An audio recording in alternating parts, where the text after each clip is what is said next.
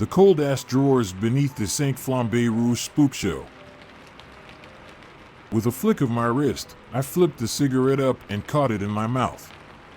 It was a cheap trick that I had learned as a kid from watching Robert Mitchum or James Dean or one of those pseudo-badasses from film noir who always seemed to have a lit smoke dangling off of their lower lip. After 2 weeks of abstinence, I figured that just champing a fresh out-of-the-pack Marlboro Red without putting a lighter to it was satisfying enough in its own right and wouldn't merit such a great damn deal of concern from any of my supportive friends if one of them did manage to catch me with it. Not just yet, anyway. In fact, at that particular moment of the evening, the barrel of the .38 caliber that was digging its way into the back of my neck and the excited, pervert-sounding breath of the guy who was holding it there was starting to seem like a much bigger threat in the grand scheme of my priorities. Someone wanted my attention, that was clear enough, but judging from the fact that my brains hadn't already taken a permanent sabbatical from my skull, there was always the chance that whatever was about to go down might not be the end of the world. Not just yet, anyway. Tisk, TSK, TSK. The calm voice behind me said. 2 damn weeks, Smokey.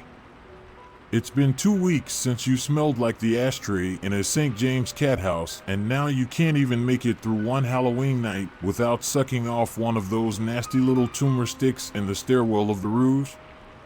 I'll tell you a secret you might not want to hear, Johnny boy, half of your patients don't even need anesthesia. Your degenerate-ass smoker's breath could knock him out. Raising my left hand in the air, I grabbed the cigarette off of my lip with my right hand.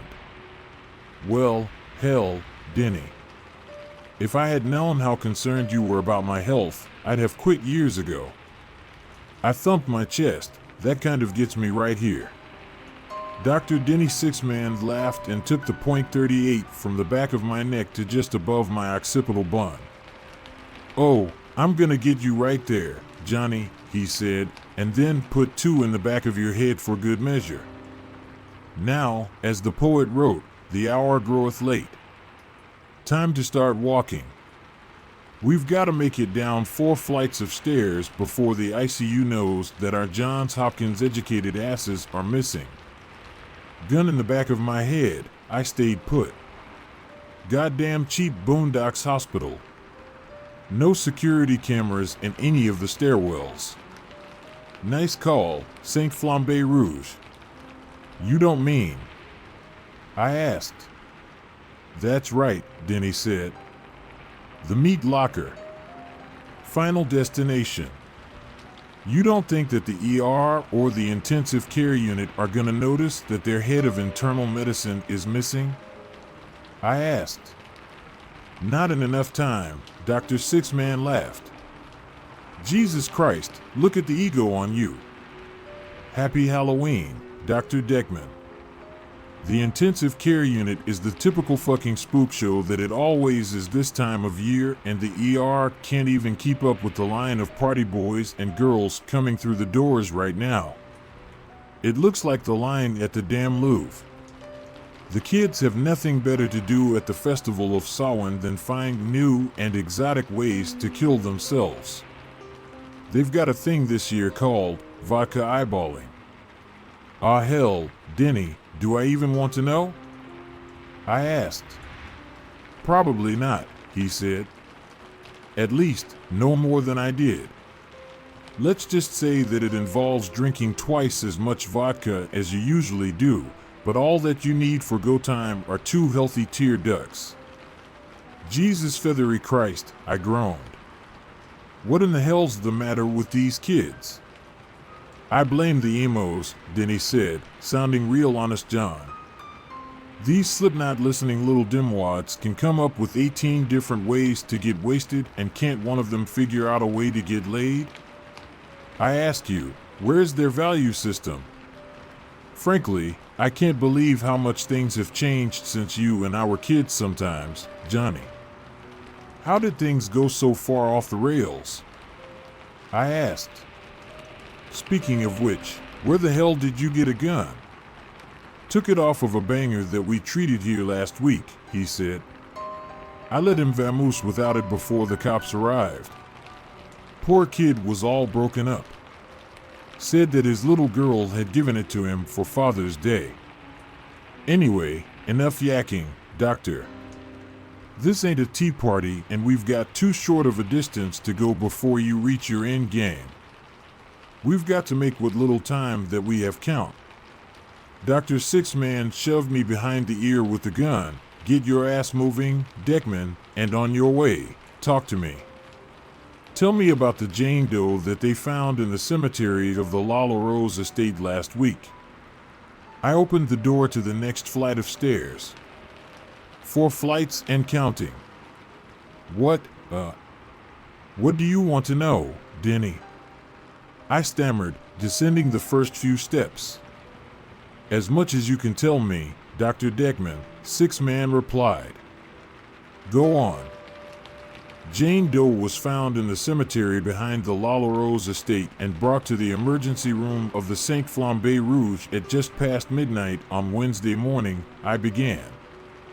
Though she was barely coherent when asked her name, we believe that she was trying to tell us it was Ophelia Delacroix.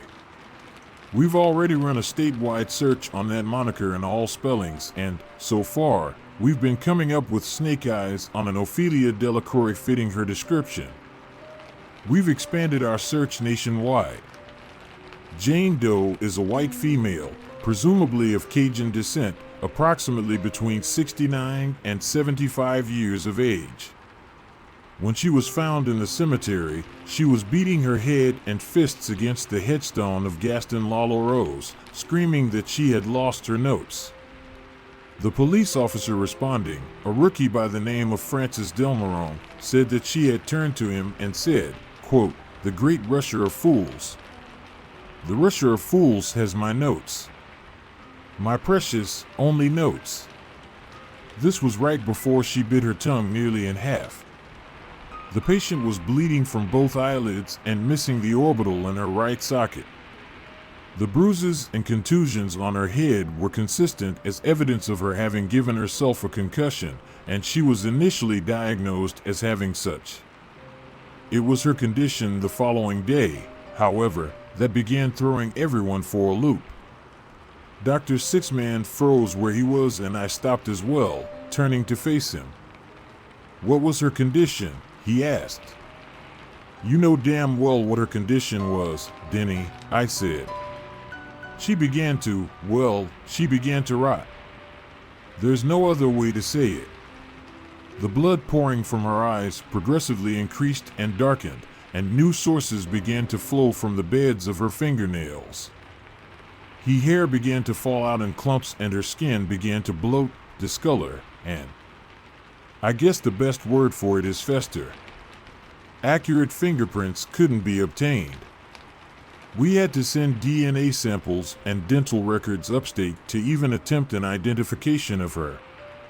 And, God help me, it's mighty easy to submit dental records when most of the teeth that you're trying to take prints of are falling out anyway. Dr. Six-Man lowered the gun to half-mast and flashed an overly theatrical "I know something you don't know" smile. That's all well and good, Dr. Deckman. Very clinical. You had an elderly lady, presumably dying of some yet undetermined ailment, possibly viral, and wounds that were consistent with a severe concussion. What sort of follow-up have you done, so far? Well, I said, besides trying to identify her and examine her for evidence of a yet unknown virus, her symptoms seemed to match those of the secondary stages of leprosy. Dr. Six-Man raised the gun back up to my face and snarled, I guess what I'm asking, Dr. Johnny, is did you even bother to get off of your chain-smoking ass and put that Johns Hopkins mind to work investigating the background of this poor lady at all? Did you do any detective work? Was there any personal interest in her history whatsoever? And did you happen to notice that Jane Doe was deader than fucking disco this morning? Bagged, tagged, and tossed into the freezer for safekeeping? My hands shot back up. Whoa. Denny. I said, I know you cared. You've always had that above and beyond compassionate streak for your patients that I tend to lack. You've always gone that emotional extra mile. After all of these years, I still admire you for it. I'm not saying that I don't, and she's dead? She passed since yesterday, huh? The incident didn't pique your curiosity, he asked, ignoring the question. Her babbling had been getting worse and worse, and then the incident. It didn't tempt you to do a little more digging, Johnny? Jane Doe had been babbling incoherently for 2 days straight. She had been asking the same things over and over again. Where's the healer? What happened to the healer? For those undergoing severe shock trauma, the obsessive-compulsive repetition of phrases and ideas is not uncommon. Throw in a high fever and extreme delirium and it's almost a certainty. The healer, I said to Dr. Six-Man, my notes, the brute man, the poor soul. No, the pure soul. That poor, pure soul. Imbeciles, the healer's notes, the great rusher of fools. She kept saying those things over and over again with what tongue she had left. It was like a goddamn mantra. It was more like a fucking filibuster. Until Denny nodded at me, seeming to approve that my mind had gone where his line of questioning was supposed to have led me. The incident, Denny said. Tell me about the incident, Dr. Degman, in which the patient performed a little elective surgery on herself. For Christ's sake, Denny, you were there. I said. Why in the hell? He leveled the gun at my face. Maybe my little friend here is just curious. Tell me about the incident. Omit nothing, as if your life depended on it. We were all in the room, I began. I swallowed hard. You were there. Angela, Dr. Hodgins, and myself. We'd given the patient an extremely mild sedative. Enough to put her ailments at bay and possibly get something intelligible out of her. Call her Ophelia, Dr. Six-Man snarled. What? I asked. He waved the .38 back and forth in my face. My little friend here loves first names. Unlike you, he's a bit of a softie and he likes to know who we're talking about on a personal level, Jonathan. Call her Ophelia. I continued, we asked Ophelia to tell us who she was talking about. Who were the imbeciles, the brute man and the pure soul? Jane Doe. Ophelia. Just smiled and began blinking her remaining eye. When we asked her to tell us about the great rusher of fools, that's when the lid flew off of hell. You remember. For no apparent reason, she grabbed your left forearm and a handful of your jacket and began to shake you, screaming, "Put it back! Put it back, goddamn you! Put it back!" Amid her violent episode, her tongue, already beginning to decompose in its oral socket, detached and fell out of her mouth. The gush of blood that followed was pure black, as if it was decomposed or at least highly oxidized. Dr. Six-Man smiled the sick grin of a sadist, getting his fix. What did Ophelia do then? He asked. I stared at Dr. Six-Man. She began to laugh, I said. Cackle, like a person whose last shred of sanity had finally slipped away. Then she released you and turned to Dr. Hodgins, saying as clearly as anyone can without a tongue, "Guess I won't be needing this anymore." The cackling rose to a fever pitch and she proceeded to claw her eye out. We tried getting her into restraints, but she had already dug through the cornea and was clinically blind by the time that she tapped out. Had you wondered why, of all places, they had found her in the cemetery of the Lala Rose estate? Dr. Six-Man asked. I had been lost in my head and descended into the abyss of a bad dream that I had been made to relive. But that question, the randomness of it, snapped me back to the reality of the situation. I ain't taking another step, I told Denny. Excuse me, he asked. I said that unless you can force me to ride your ass piggyback at gunpoint, I ain't lifting a fucking foot, Denny. Go ahead and paint the stairwell with my brains. Hell, they've been needing to redo these walls for a while now. Dr. Sixman put the barrel of the gun to my forehead and leaned into my face. Now, Dr. Deckman, he smiled, why do I get the sneaking suspicion that you think that you're calling me on a bluff right now? That you think I might be pulling one of my usual All Hallows Eve pranks and that I'm gonna break character any second and start laughing and we're gonna be puffing that fucking cancer rod in your pocket in the pavilion in a few minutes? The fact is that I've been pretty patient with your smug, arrogant attitude up until now, but my little buddy here, he tipped the gun at me, well, he's starting to lose his cool with your lack of respect. He wants to give you a piece of his mind, Johnny, but the problem is that, once you get him talking, he tends to start shooting his mouth off. Know what I'm saying? So, you just pick up that $300 loafer and carry your ass over to the next flight of stairs before I forget that we went to med school together and I lose that sweet, compassionate streak that you tend to accuse me of having. I turned and opened the door to the next stairwell. 3 flights and counting. I'll tell you what, Denny said with a laugh, how about I do a little bit of the talking for a while? We can pause when we get to the next landing. We made our way to the bottom of the 3rd floor stairwell and stopped in front of the door. I started wondering why Ophelia Delacroix would wander into the cemetery of the old, locked Lala Rose estate of all places. How would she even gain access? Dr. Taberna Lala Rose had locked that place up tighter than a librarian's cervix when she left to do her latest research project. So why, out of all the godforsaken, fly-blown swamps in Louisiana, did Ophelia Delacroix want into that particular cemetery so badly? Wetland, I bemused. What? Dr. Sixman asked, clearly annoyed. We don't call them swamps anymore, Denny, I said. Louisiana has wetlands, now.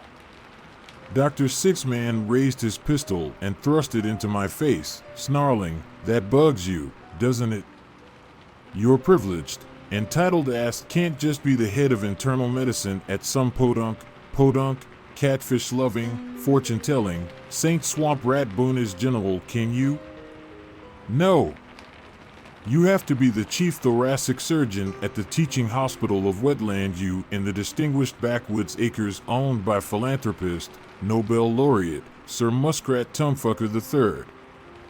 Well, guess what, Chief? Your highbrow ass is the head of a makeshift IM department at Dragonfly Ball's Central Care in the armpit of the dirty, ex-Confederate South, so fucking there. Now, as I was saying, there is a history behind the Manor Lala Rose that most of the locals are aware of. I've only heard bits and pieces, but it was enough to seduce me into doing some research.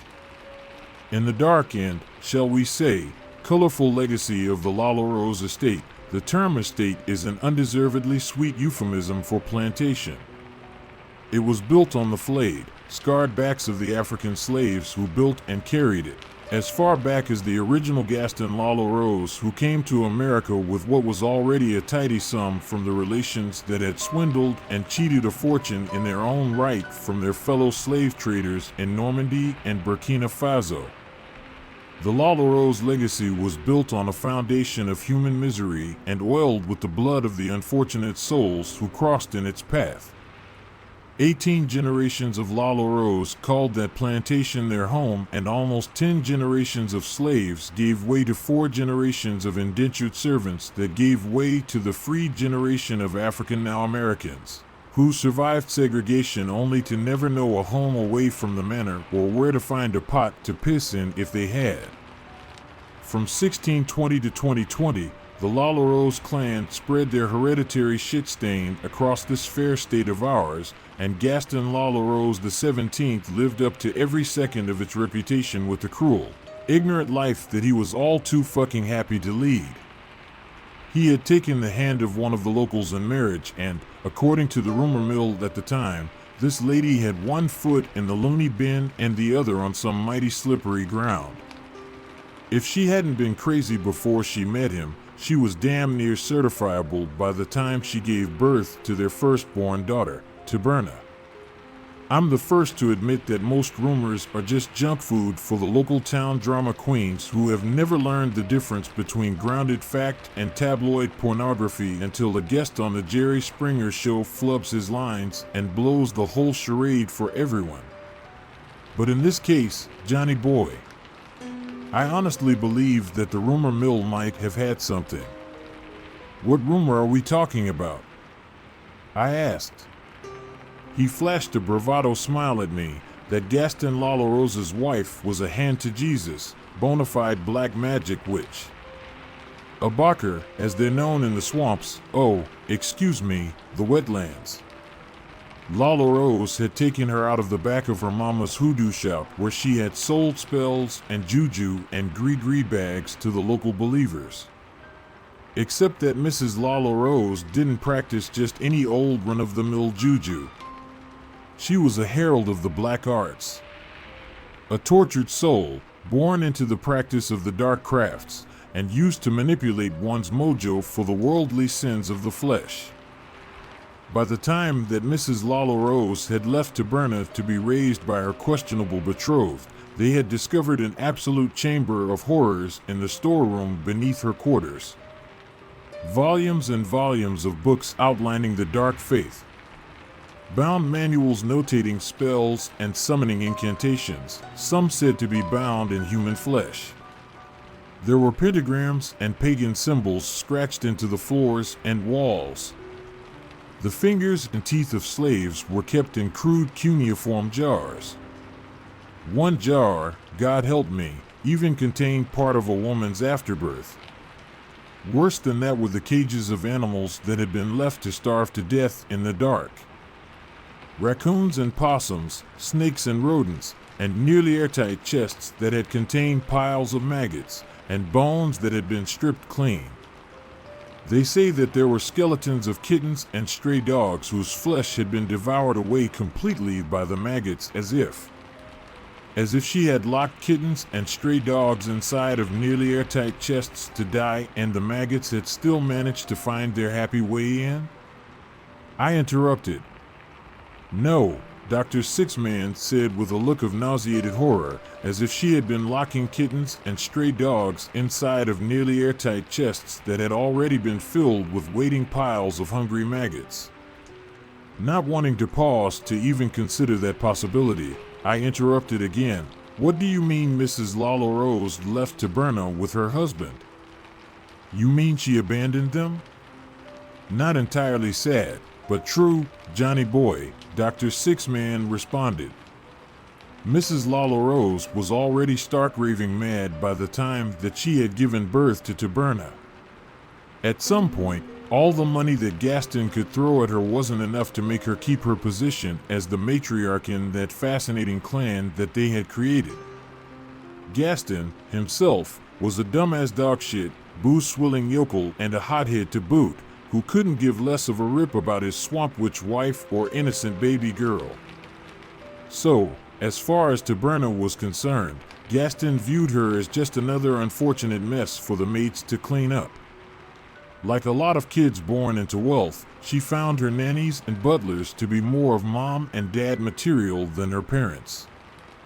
Gaston took a second wife, never even bothering to annul his marriage to the first one. This Mrs. Lalorose was an even bigger booze hound than her husband had been. They had a son, Maurice, who was born with every single impairment that you can imagine could come from fetal alcohol syndrome. Mysteriously, he was found drowned in a bathtub on the same night that the second Mrs. Lalorose had hung herself from a ceiling beam in her bedroom. No one was implemented in his death and the word murder was never even dared to be uttered. Gaston and his good pal, Sheriff Granfodi Jr. of the Meterade County Parish, saw to it that the boy's death was ruled an accidental death due to the neglect of an unbalanced and suicidal woman. Everything was wrapped up in a neat little package. Later that year, however, the package that would follow was not so neat.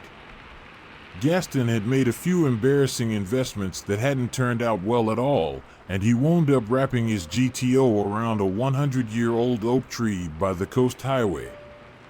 In the battle between Oak Tree versus Otto that day, let's just say that Oak Tree was never in any danger of losing its title.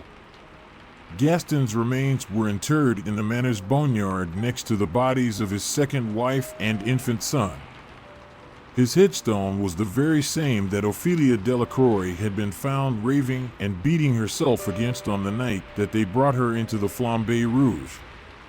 "What a feel-good family story," I said. Dr. Six-Man laughed. "Those are just the bodies that we know about. Several slaves must have perished during the harsh plantation days. Do you think that they were given large, distinguished headstones and rendered heartstring-tugging eulogies? Good fucking luck, buddy. The only people getting grave markers on that land were the many generations of La Loros and the few outside souls that they had taken pity on. One of Taberna's playmates died during the 80s of pancreatic cancer. As a kindness to her mother, the proprietor of the estate allowed her daughter a decent burial amongst the family plots." Another less heartwarming story was that of Ernie Tribolax. A caretaker for 50 years, Ernie's real passion was throwing dogfights for the locals. He earned a pretty penny-raising man's best friend to be Marmaduke's worst enemy. He used to get good and loaded on Friday nights and go charging into the kennels with a quart of wild turkey and an electric cattle prod. One of the housekeepers asked him one night, "You ain't gonna hurt them dogs, is you, Mr. Tribolax?" He just took a belt of that wild turkey and said to her, "Ma'am, I'm gonna put so many volts of electricity up those dogs' asses that they're gonna be doing that Snoopy dance from the Charlie Brown Christmas special before I'm done." On his 69th birthday, Ernie and his wild turkey made their weekly trip to the dog kennels to make his mutts do their regular Friday night performance. But you know what, Johnny? I damned if one of those dogs didn't grow to the size of a maid or even a butler and somehow unlock the kennel doors before he got there. As soon as old Ernie got close enough, those hounds came tearing ass through the gates and did the Snoopy dance all over Tribolax and his cattle prod. You could tell by the expression on what was left of his face that he never knew what had hit him or how a gang full of mutts who were supposed to freeze at the very sight of him had ever gotten the upper hand. He got a closed casket funeral and was lowered into the La Loros family cemetery 3 days later, and there they lay. The brute man, Ernie Tribolax, the pure soul, Taberna's friend, Krista Stevens, the imbecile, Maurice La Loros, and the great rusher of fools, himself, Gaston La Loros the 17th. I asked him, "What are you getting at, Denny?" Dr. Sixman's face took on a dark seriousness. "Have you ever heard of the prophecy of Lufin Absolute Demon?" he asked. "We have 2 flights to go, Dr. Deckman. Keep it moving." I opened the door to the second-floor stairwell. The air inside was thick and musty. All of a sudden, I flashed back to the 5th grade and had to read The Cask of Amontillado by Edgar Allan Poe. I remember the nauseatingly stale air of the catacombs and Fortunato screaming desperately, "For the love of God, Montresor," as the vengeance-obsessed madman began to wall Fortunato up alive. "For the love of God, Dr. Denny." It doesn't quite have the same ring to it, now does it? "Stop when you get to the bottom of the stairwell," Dr. Sixman said. "We'll finish the denouement of our conversation when we get there." I turned around when I reached the door at the bottom of the landing. There we were. 1 flight down and we would be at the door of the St. Flambe Rouge's meat locker, as it was so sensitively called. Not quite a person's final destination, but the first stop on the way there. Drawer to ditch or freezer to oven, there weren't many more stations until the dearly departed reached their final reward. "That's good enough," Dr. Sixman said. "You know, Johnny, I almost wish that I'd have let you have that last smoke when I met you upstairs. It's a shame that this stale, nasty shit is the last air that you're ever gonna breathe." I reached into my coat pocket for my Marlboro Red and said, "Not too late, Denny." Denny raised his gun as if to say nice try, and I pulled my hand back out of my pocket. "This Lufin Absolute Demon," I said, "tell me about it." Dr. Sixman settled back against the guardrail and took a sigh as he went back into storyteller mode. "Lufin Absolute Demon," he said. "The translation can go one of two ways. Either the absolute end of the world, or hell will swallow the living." The original prophecy was crude and written in a code of the uneducated to stay hidden from slave masters and upper-class bigoted murderers. You see, this isn't a recent prophecy. This goes back to the time when the first Lalaros had set foot on American soil and Haitian Santeria and African voodoo had come into full swing. The prophecy, foretold by the elder seers of the tribes, states that in several generations, the evil of the Lalaros bloodline would meet the likes of a bona fide black magic Bacher, and the two would bring about the end of existence. The how and the when were left cryptically blank. However, it was said that in the bloody wake of her reign of black hoodoo, the first Mrs. Lalaros had obtained several copies of the ancient incantation spell to summon the demon Profane, one of the worst and most sadistic destroyers of the ancient world, who dreamt of opening the portal to hell and dragging our living souls through the gateway to meet the horrors that lie within. Real Lovecraftian shit. The incantation would require the remains of the 5 sacrifices: the child, born lame; the ogre; the Eye of Innocence; the Death Eater, and the one that hasn't changed a word: the Great Rusher of Fools. That's when I started making connections: the child, born lame; the imbecile; the ogre, or the brute man; the Eye of Innocence, perhaps the pure soul. Maybe the Death Eater is the healer, and the Great Rusher of Fools, well, I asked myself, what if? Just what if? The first Mrs. Lalaros was only ever known as simply that? Just Mrs. Gaston Lalaros? Who was she before? Before she got married and before she left? Maybe before she vowed to return?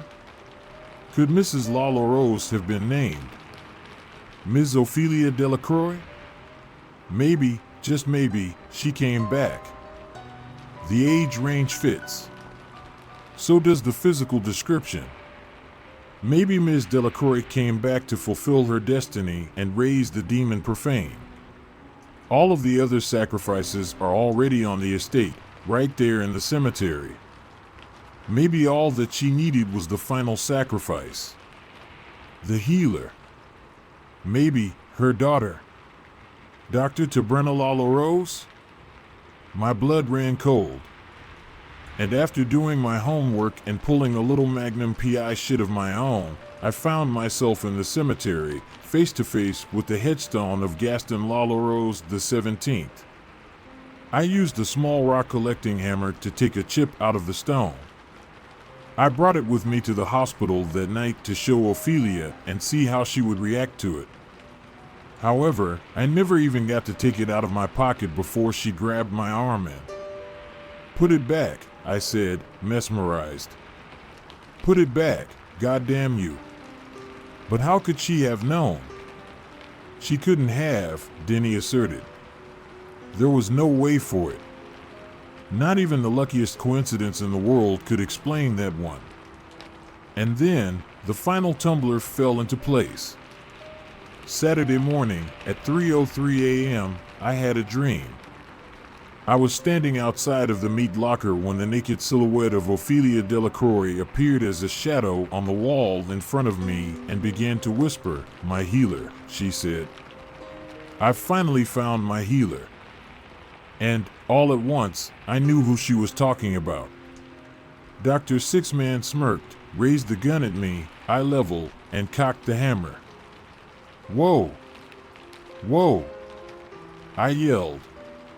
Now, I could only imagine what sick, bizarre fucking reason that old bag might have for wanting to bring about the apocalypse, but you're a physician for Christ's leaping fucking sake, Denny. What the hell possible rationale could you have for wanting to help her? I have my reasons, Denny said. Call it faith. Call it karmic destiny. Call it, maybe, just time to throw in the towel. Or, maybe, you can ask the little girl who just died of AIDS because an unknown assailant with HIV kidnapped her from her front porch and raped her repeatedly before tossing her behind a dumpster when he was done. Maybe you could ask the wives in the Middle East whose noses were carved off by jealous, abusive husbands who suspected them groundlessly of infidelity. Maybe you could ask the priest who was forced to amputate his own eyes at gunpoint when Satan worshippers high on angel dust broke into the church over on Elmwood. Call it what you want. I look at the evil and the hatred that has consumed this world, and I call us God's little failed experiment. A half-assed attempt to bring beauty and good intentions into an existence that never had a place for them. Believe me, this life is gonna be much better off without us. I'm glad that you're not a fertility doctor, Denny, I said. If our first few attempts to have children didn't pan out, we'd all be hacksawing our nuts off, wouldn't we? Six-Man nudged me with the gun. Keep it moving, funny man, he said. Maybe you can laugh yourself to death. Down we went and, finally, there it was. The door to the St. Flambe Rouge morgue. Cold, gray, and final. Open it, Dr. Six-Man said. Here's a thought, I replied. Hell no. What? Dr. Six-Man pressed the .38 directly to my forehead and asked, in what world does it make sense where a fucker who doesn't want to die argues with a psychopath who's got a gun to his head? I reached deep inside my lab coat, pulled out the Dirty Harry Special from its holster, and aimed it straight at Dr. Denny Sixman's crotch. A world where the fucker who doesn't want to die has a loaded .357 Magnum pointed right at the psychopath's balls, I said. Jesus fucked a monkey. Dr. Six-Man screamed. Deckman. Hold fire. I've got a confession. Denny let the .38 go limp in his hand and tossed it to the ground. It was just a joke, he screamed. I swear to God, it was only a joke. Albeit, not one of my funnier ones, right now, but it was my All Hallows Eve prank.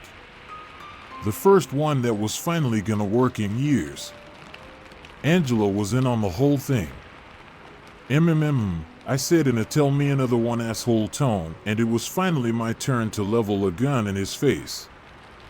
Dickman, he cried, my .38 wasn't even loaded.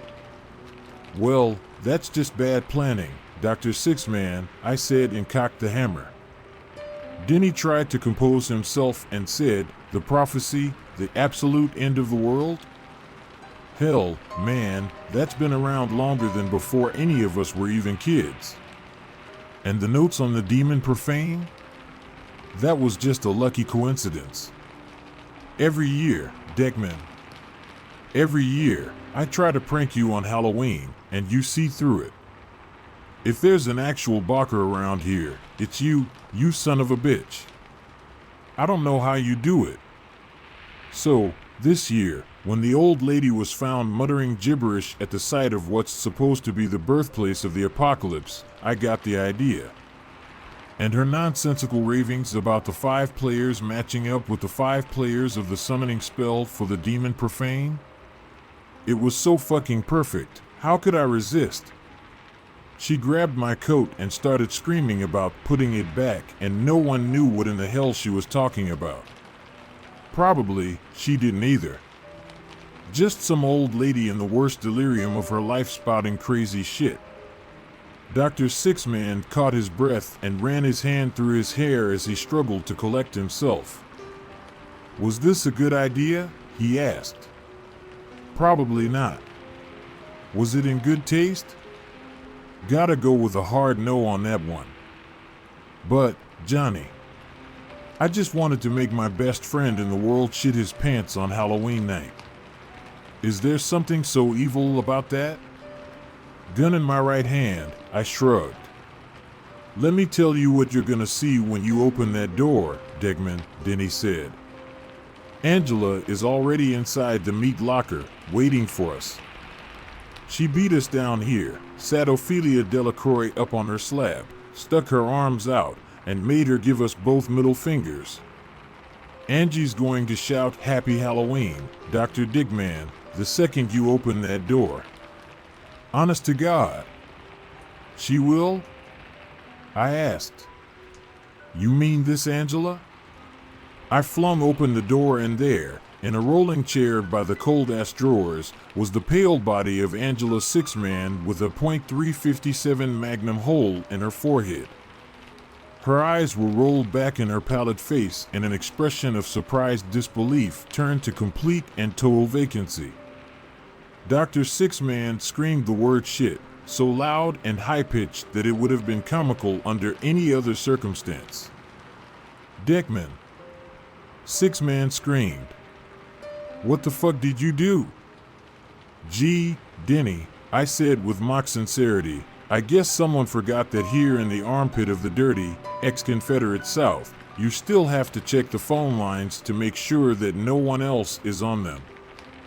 We're a little behind the times at Dragonfly Ball Central Care, you know? I heard you and that murdering bitch over there plotting to kill me in this godforsaken pit yesterday morning. That's when I decided to bring a little friend of my own to work with me. Get them before they get you, right, Dr. Sixman? It's the way of the world, sad but true.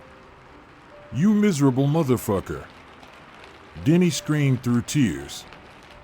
You bat's hit, cocksucking, loony rat bastard. Now, Denny, I laughed. You kiss that stiff, room temperature bitch with that filthy mouth of yours.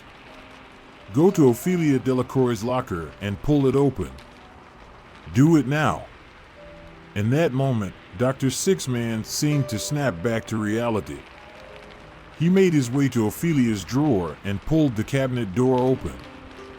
Her overpowering stench immediately filled the room. He stifled a gag in the crook of his elbow. Even after having been embalmed, Delacroix's sightless corpse had begun to discolor and putrefy. I felt a dry heave hitch in my throat. Johnny, Dr. Sixman began, you've done a terrible thing, but this is as much my fault as it is yours. More.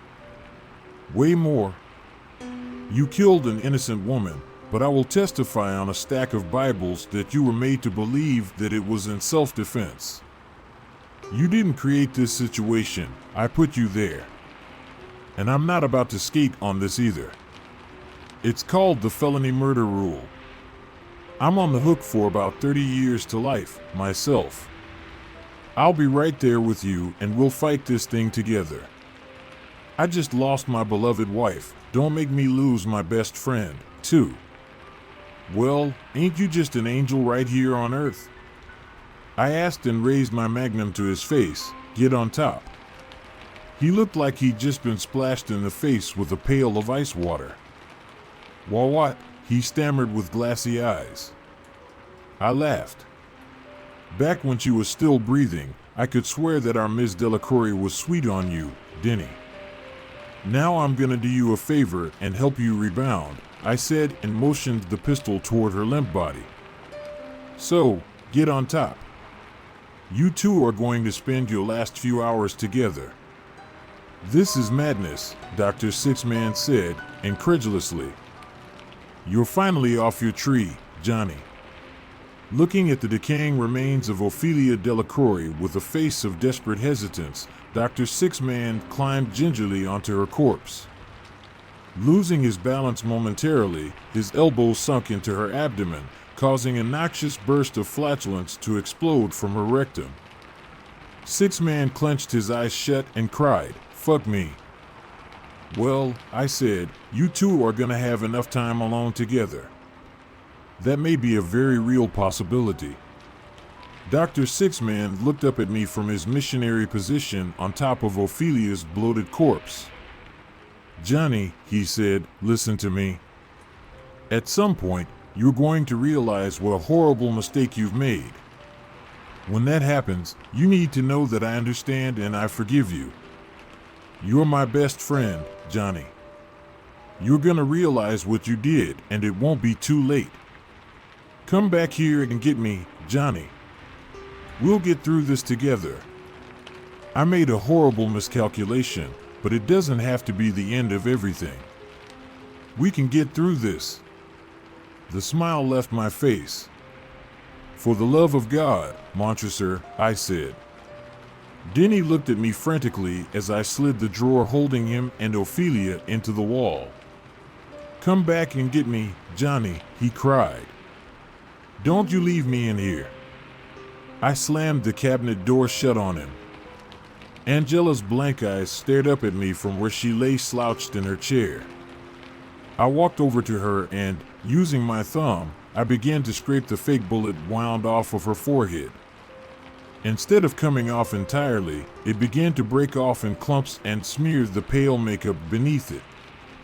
Hand to God, I don't know how these Hollywood makeup artists do it. It had taken Angela and me over an hour to put even a halfway decent looking wound on, and if Denny had looked too closely, the jig would have been up. Angela's corpse-looking face broke into a smile and I burst into a chuckle, despite myself. Doing my best Danny Glover impression, I told her, "I'm getting too old for this shit, Riggs." Doing her best Mel Gibson, Angela replied, "Like hell, you are, sugar tits." "So, here's the question of the hour," I began. "How long do we leave Happy Boy in there before letting him know that the joke was on him?" "That's not the question of the hour," she said. "The question of the hour is, once he finds out, is he gonna kiss you right on the mouth or bust you straight in the balls?" I laughed. "Maybe he'll surprise us both and kiss me straight on the balls." "Here's another question. Is he gonna have a sense of humor about you turning traitor and switching sides, or are you going to be spending the better part of November at the Four Seasons after this? I may end up earning a few extra B&B points on my account next month," Angela said thoughtfully, "but maybe he can spend some of that alone time remembering how funny the live sewer rat in my toilet was and then ask himself why I would ever switch sides in the first place. If you want to play, then welcome to the fucking game. Besides, the man had to learn that you don't fuck." With the king of Halloween, we both said together and laughed. "Tell you what," I said, popping the Marlboro Red back in my mouth, "how about we have a smoke together and then let the poor horse's ass out?" It was smelling none too pleasant in there when the drawer was open. I mean, a joke's a joke and all, but then there's just plain cruelty. Angela took the cigarette out of my mouth. 2 weeks, Johnny." "Seriously? 2 whole weeks? You really want to F that up?" Out of nowhere, my cell phone rang in my pocket. "Unbelievable," I said. "I can't get a signal on the roof to save my life, but someone can reach me 3 stories below street level." "Hold that thought."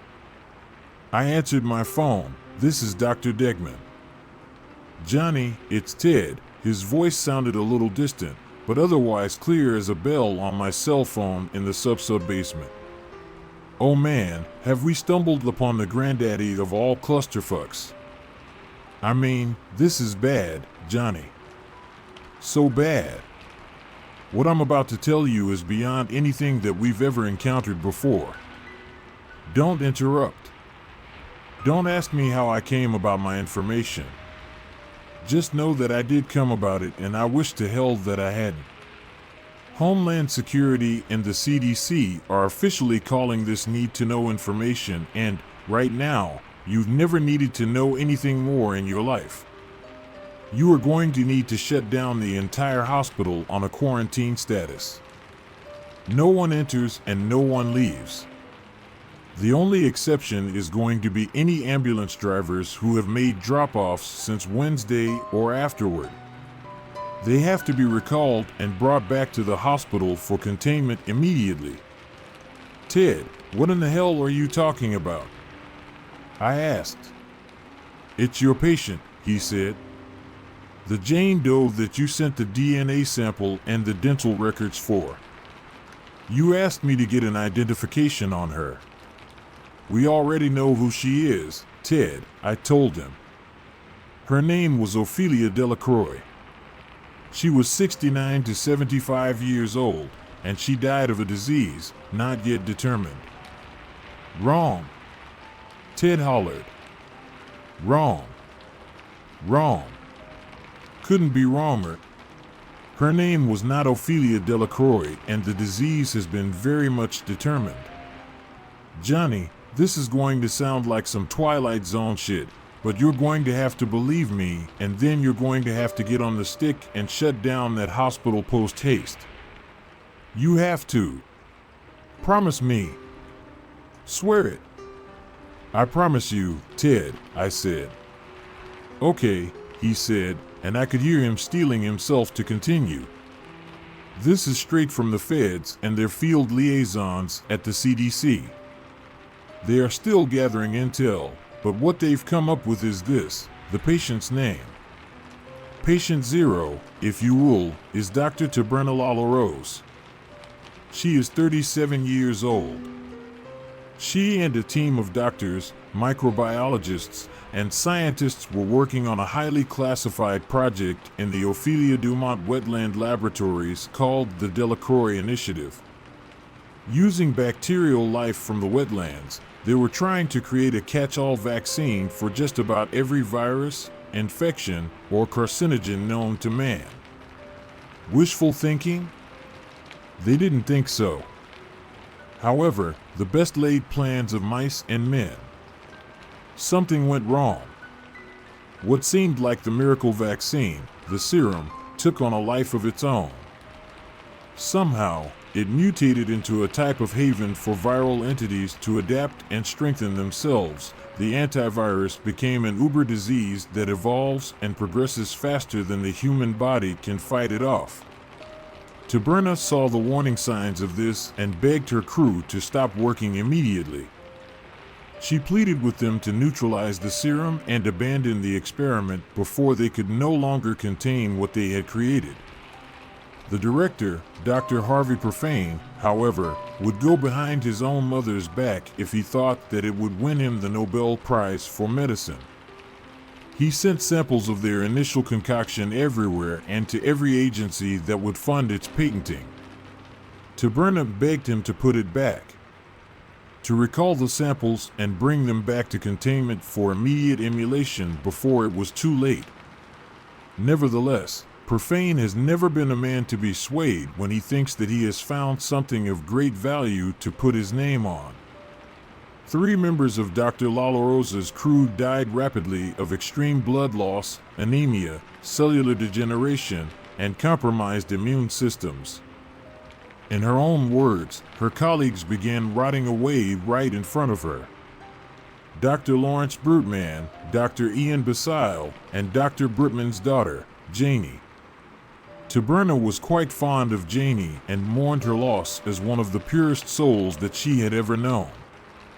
It soon became clear that there was no way of unringing the bell that the Delacroix Initiative had rung, and Taberna fled to her childhood home to collect some notes that she had created previously on eradication techniques of entire viral and bacterial strains, deemed to be threats. Unfortunately for her, unfortunately for all of us, Dr. Lalorose was unaware that she had already contracted Profane's Uber disease and had now become a carrier of it. Define irony, Dr. Profane had always wanted to be known for making his mark on the world of medicine. I guess in the end, he got his wish. I stuttered into the phone, how? How bad is it? Ted paused and then replied, forget smallpox. Forget Ebola. Forget COVID-19. Think more about the end of existence as we know it. Think more, the 4 horsemen are coming. Think, the end of days has finally come to the party, and it brought everything with it but the lubricant. My blood ran cold. Airstrikes have been called in over the Ophelia Dumont wetland region with both hydrogen and sarin agents to try to neutralize anything that may have survived. But, Johnny, that still leaves everyone in the St. Flambe Rouge and the neighboring town and the responding police force and ambulances and the ambulance drivers who passed in and out of the danger zone and, God help us, the samples. Those fucking samples. Lord only knows how many of them were sent out. Ted paused, not intentionally trying for dramatic effect. I'm not a religious man, Johnny. Not by any means. But, somehow I think that I'll find it in myself to make it to church tomorrow. I believe that I finally have something that deserves serious prayer for the first time in years. I only hope that there's still a God who's listening. As if the universe was trying to send a darkly poetic message, the cell phone went dead. Angela must have seen the look of shocked detachment on my face as she asked, Johnny, what is it? You look as though you've just been handed down a death sentence. Johnny, I think that we should let Denny out of that drawer right now. I'm starting to get. Leave him. I barked violently. Leave him in there. It's the kindest thing that we can do for him, now, outside of. I looked at the .357 Magnum in my hand. Suddenly, an unexpected chuckle resonated inside of me, and I could contain it no longer. I put the back of the hand holding the gun against my temple. 2 weeks, I said. 2 fucking weeks. Ain't that just about always the way? 40 years, and I make it a whole 2 weeks, just in time for the fucking horsemen to show up. Shaking my head, I grabbed the cigarette out of my pocket, flipped it up, and caught it in my mouth. I think that it's time for that cigarette now, my dear, I said. I can't say for sure what comes next, but for right now, I think that it's finally just about time for that Marlboro Red.